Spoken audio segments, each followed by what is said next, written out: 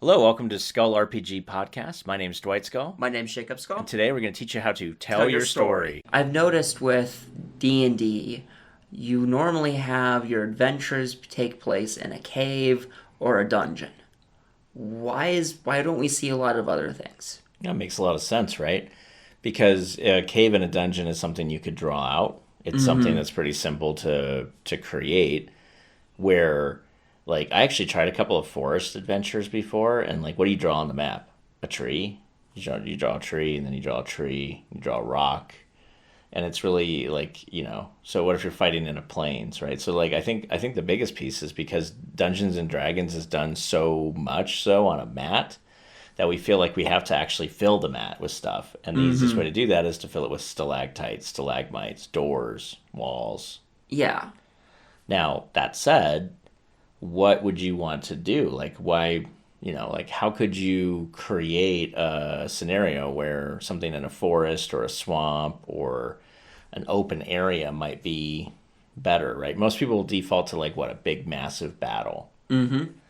But that seems also kind of lame too, right? Mm-hmm. So I think the biggest piece of why people don't do it is because they feel like they can't draw anything. Like, and then that somehow inhibits them. It's kind of like the same concept that the old monks had, where they felt like they had to fill space. Right, so they just doodled if they didn't. They just doodled on the borders because they need to fill the space. Right.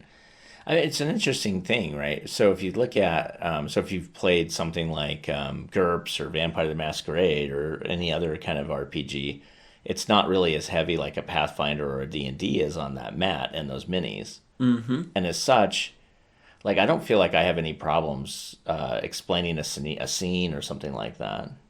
But in our last Dungeon Master session, like, we were trying to save space on the mat so we didn't have to keep cleaning it up. And so I was like, well, just use that corner for what's happening next, or just use this other corner. Mm-hmm. And I think it's really interesting to see. I think most people, including myself when I play Dungeons and Dragons, you feel like the mat has to be used, and I can't just say, oh, well, it goes on for another 400 feet like this, and then there's a sharp turn. Mm-hmm. Like, for some reason, we have to feel like we have to draw that 400 feet of just dead corridor space. Yeah. Or I'm going to draw a little bit of like circles for trees on a map, and then here's the path you're taking, and it's going to keep going like that for a while. But the reason why I'm drawing this section on your journey is because there's going to be something here. Well, I think that's maybe the solution, right? Is where you just draw what's important. Yeah. And let your players fill in the rest. And I think that's the piece that's maybe missing from most game masters' toolkit, is the ability to realize, especially if they're following like a pre-made. They're looking at the pre-made map and like, I feel like I have to draw every bit of this. And when we were playing like Expedition to Greyhawk, I felt like that. And that was really bad because there was like, I don't know, in a page, it was like a 300-page book, and I'm going to say at least 50 pages were a map. Mm-hmm. And trying to fill, like, we'd still be plotting the map if I didn't learn pretty quickly, like, yeah, it just goes on for like 20 more feet. Just don't worry about it. Mm-hmm.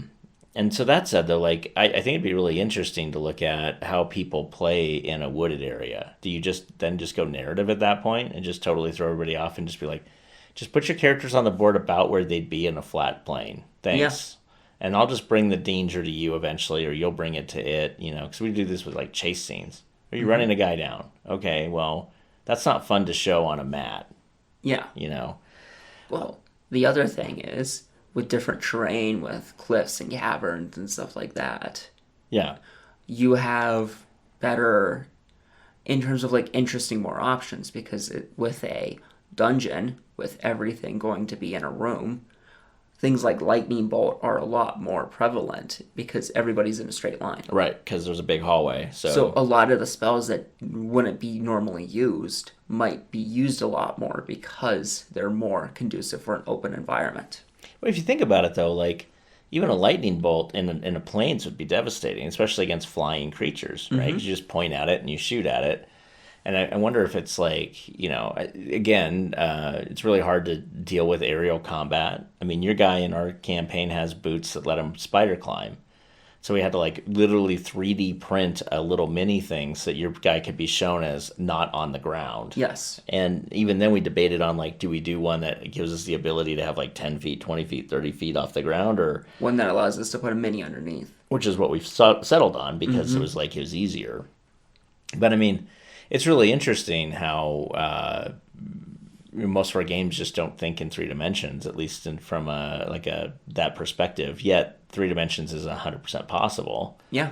But we just don't really conceive of it that way. And a battle mat is almost impossible to conceive of in a 3 dimensional way until you start adding like 3 dimensional pieces that are raising people up off the ground.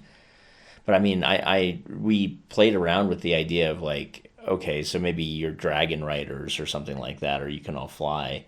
How do you do combat when people are not just at your level, but also 120 feet down below you and 300 feet above you? And then you deal, especially in like a D&D 3.5, where you deal with the dragon's clumsy, so it's like an ocean liner turning around, but yet the Efreet is perfect in its airspeed. So it's like, I mean, I don't know what it's like. It's like a hummingbird in reality. So it can do whatever the heck it wants. And so anyway, it's just interesting to me that I think the battle mat, going back to the first conversation, like why do we feel like the need that we have to be in a dungeon? And I think it's the battle mat is actually at one time very good for D&D because all your spells are based on like 30-foot squares and all these weird things. The battle mat's conducive for closed and tight spaces because that's what it's designed for really well. Yeah, but it's also limiting. It limits you when you try to push that boundary. Yeah. So I think that's why most of our most pre-made adventures take place in, a ruins, a city, a dungeon, a cave. Most, other adventures, just because of that, takes place in the exact same locations. So I don't know. So if you're still listening to this, I would love to hear a comment or something. If you're listening to this on YouTube, just comment down below and tell us how you've been able to get through the battle mat. If you're watching this on the podcast, then go ahead and go to skullrpg.com and click on the contact button. We'd love to hear from you guys. So I think that's all we have for today. We'll see you in our next episode. Hey, thanks for listening. And for more resources, please go to skullrpg.com.